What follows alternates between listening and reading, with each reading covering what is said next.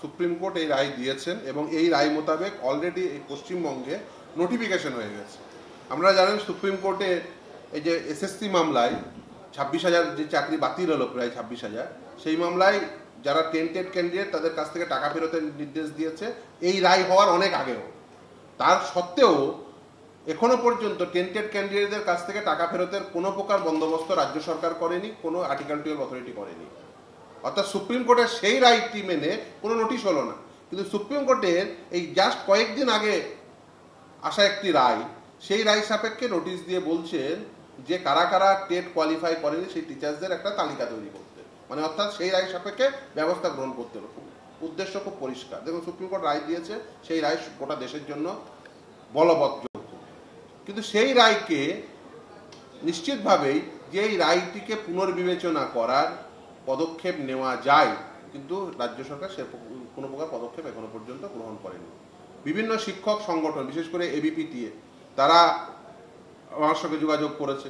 সেই তাদের যারা সদস্য রয়েছে তারা যোগাযোগ করেছে যে আমরা 2001 সালের রিক্রুটমেন্ট রুলস অনুযায়ী অ্যাপয়েন্টমেন্ট পেয়েছি, যা শুধু উদাহরণের জন্য বলছি। সেখানে এই টেট তো কম্পালসারি ছিল না।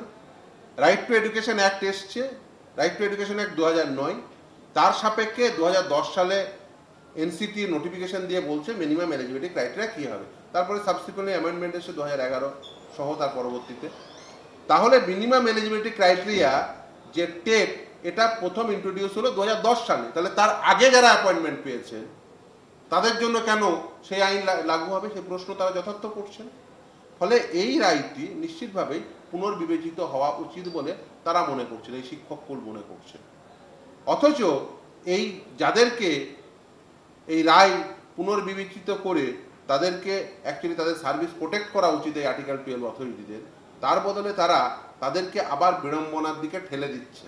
আর অপরদিকে যে রায়টিকে মানা উচিত, মেনে টেন্টেড ক্যান্ডিডেটের কাছ থেকে টাকা ফেরত নেওয়া উচিত, একদিকে বলছেন যে আমাদের একেবারেই কোনো ফান্ড নেই, দিয়ে দিতে পারছি না, অথচ সেই রায় মেনে কোনো নোটিশ হলো না।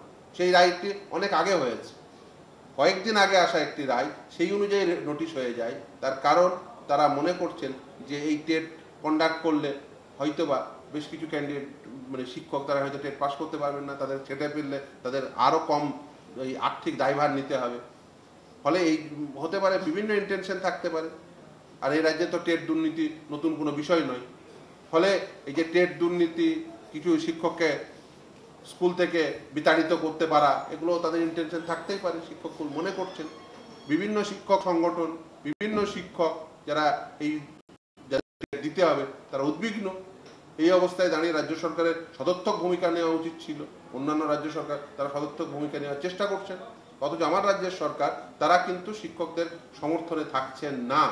এই শিক্ষকদের সমর্থনে থেকে উচিত যে রায়টিকে যাতে পুনর্বিবেচিত হয় তার জন্য উপযুক্ত পদক্ষেপ গ্রহণ করা। বিভিন্ন আর্টিকেল 12 অথরিটি যারা বিশেষ করে এই নিয়োগ প্রক্রিয়া চালিয়েছিলেন, যারা অ্যাপয়েন্টমেন্ট দিয়েছেন, সেই সমস্ত আর্টিকেল 12 অথরিটিদের নিশ্চিতভাবে বলা উচিত যে আমরা যখন নিয়োগ করি তখন এই তার রিক্রুটমেন্ট রুলস ছিল, সেই রিক্রুটমেন্ট রুলসে টেট ম্যান্ডেটারি ছিল না। এবং আমার রাজ্যের জন্য এই রিক্রুটমেন্ট রুলস, আমার রাজ্যের জন্য এই আইনে, যেমন West Bengal primary education act 1973 অনুযায়ী, তারপরে সাবসিকুয়েন্টলি যেমন 2001-এর যে রিক্রুটমেন্ট রুলস, সেখানে কি টেট ম্যান্ডেটারি ছিল না? ছিল না। তাহলে সেই কথা গিয়ে সুপ্রিম কোর্টে কেন বলছেন না? তাহলে সেই কথা সুপ্রিম কোর্টে না বলতে গিয়ে উল্টে শিক্ষকদেরই বিড়ম্বনায় ফেলাচ্ছেন, যাতে তাদের টেট দিতে হয়।